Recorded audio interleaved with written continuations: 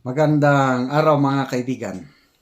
Ito po, good news sa Senado budget deliberation the other day. Nako, ito pong Senator Pia Cayetano, buong tapang na inaway itong palaaway na Senator Tulfo in defense pagtulong sa ating minamahal na BP Inday Sara. So, talagang maraming nagmamahal kay BP Sara sa Senado. So dito, sagutan ng dalawang senador, itong nagmamagaling na Senator Tulfo, kasi may issue na naman siya tungkol kay BP Sara. So pakinggan natin yung sagutan itong dalawa at magbigay ako ng reaksyon.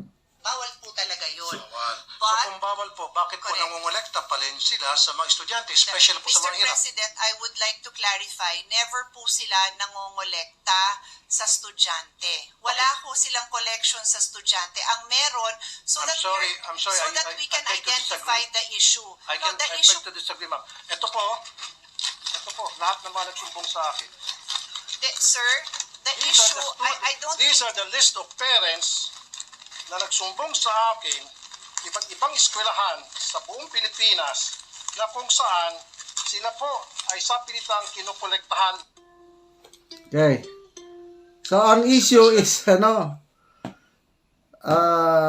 collection ng PTA contribution. Okay, lahat tayo dumaan ng pag-aaral. Elementary, I think high school, meron pa rin PTA. Sino sa atin na hindi nakakontribute ng PTA? Di ba, ano na yan?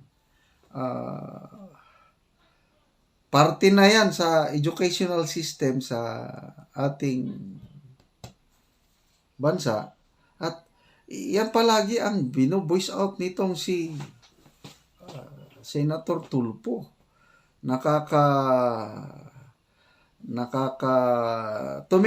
Nabubuisit na ako dito kay Senator Tulfo. Lalo na, nung una, humahanga ako sa kanya dahil yung programa niya, Wanted sa radyo, o kaya Rapi Tulfo in Action, ang daming natutulungan. Yun pala, karamihan doon is drama. Karamihan doon sa tinutulungan, yun lang may views sila. Okay? Mabuti na lang at na bulgar, na booking ni Madam Marlica yung kanyang drama, yung Maleta, 50 million worth kunuhay, na ninakaw, yung pala, scripted. Okay. So, ito, parang ipinapakita nitong Rafi Tulfo ito na siya? Matulungin. Anong matulungin? Ito may tinutulungan tayo na mga Talaandig tribal people sa Bukidnon, yung Talaandig 10 City natin. Inalam ko, di ba, nag-opening na.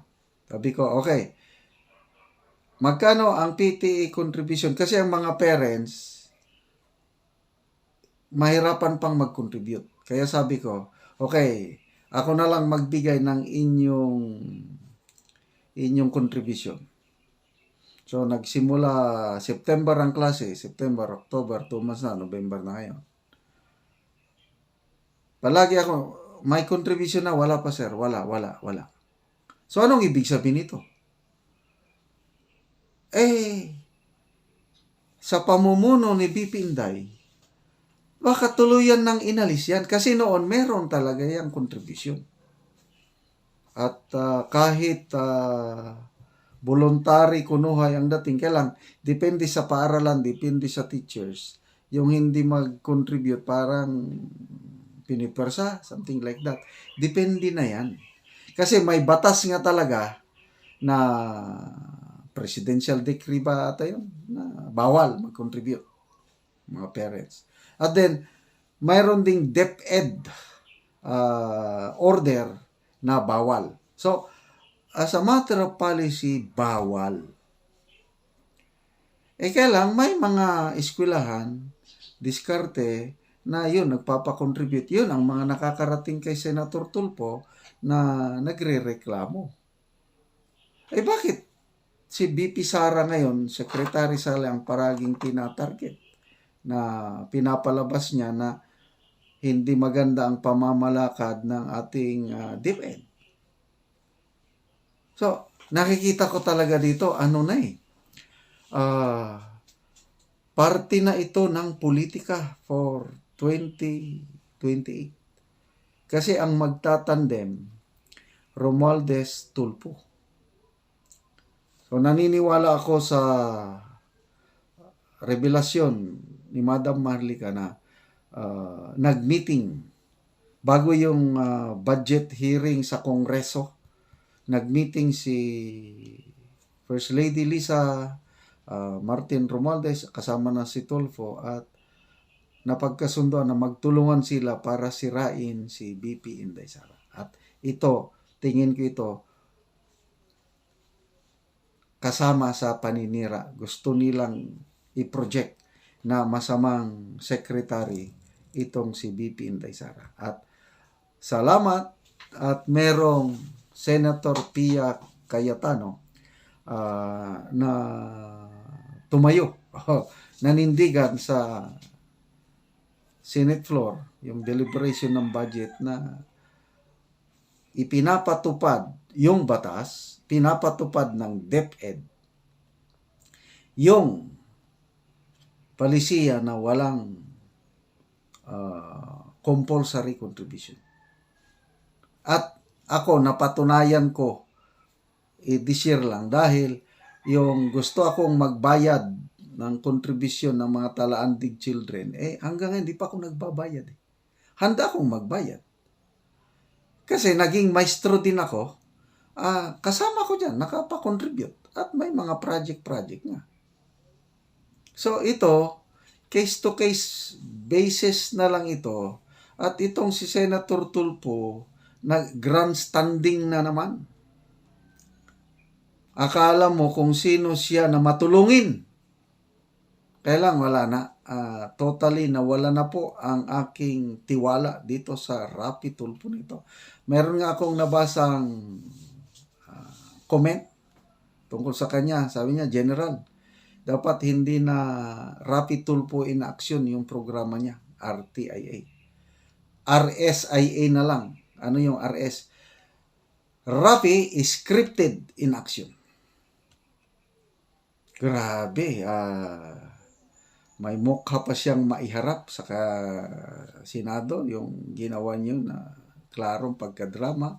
At ulitin ko, salamat kay Maharlika, salamat kay Attorney Claire Castro, yung batas natin with Attorney Claire. Nako, napakaganda yung napanood kong 3 episodes mga butas.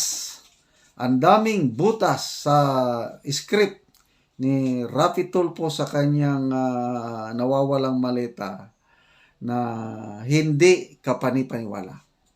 At I believe marami na taong bayan ang nagmata na naliwanagan kung ano ang tunay na pagkatao nitong Rapi Tulfo na ito.